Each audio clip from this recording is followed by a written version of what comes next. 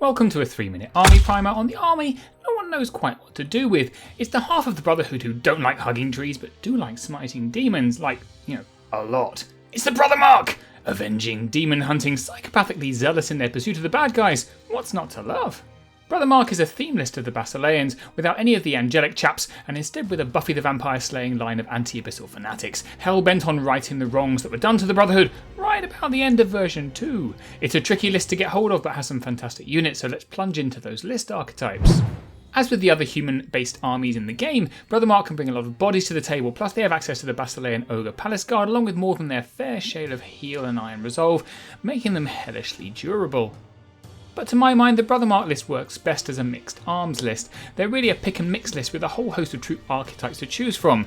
That means you can construct a pretty effective combined arms list that has more than one trick up its sleeve. Now, hands up, I've never actually tried this, but one of the hallmarks of this list is its villain troops, which are essentially cheap garbage that can get some pretty cool buffs from the unique heroes that the list brings.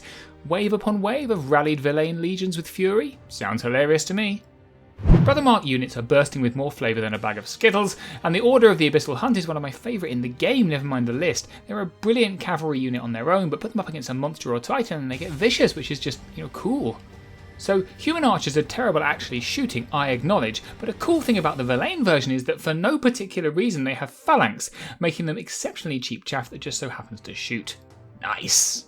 I've totally cheated by giving this slot to both the Chaplain and the Paladin, but they're both great, and they have fantastic supporting roles depending on your army loadout. It's a clever set of synergies I've yet to see many generals explore. An honourable mention goes to the Exemplar Hunter, who has just so many awesome rules I couldn't miss him out. I mean, he's got his own rule called Dragon Slayer. How cool is that? Brothermark's lack of apparent popularity with the player base is largely because it's so hard to get to grips with their list synergies. They have some really oddball rules and a hodgepodge of units that you might struggle to fit together. They don't necessarily do any one thing brilliantly, which often leads to people saying, well, why don't you just play Basilea? But to my mind, that doesn't mean there aren't some fantastically fun builds you can construct from the army list, plus the theme is hellishly cool, pun intended. Brothermark is a tricky army to get to grips with, but it's bursting with flavourful units that a demon-hunting, purity-obsessed general could really have fun with. Their synergies are tricky, but they're definitely there for lovers of a challenge, so I'm giving them a 5 out of 5 for newbie difficulty rating.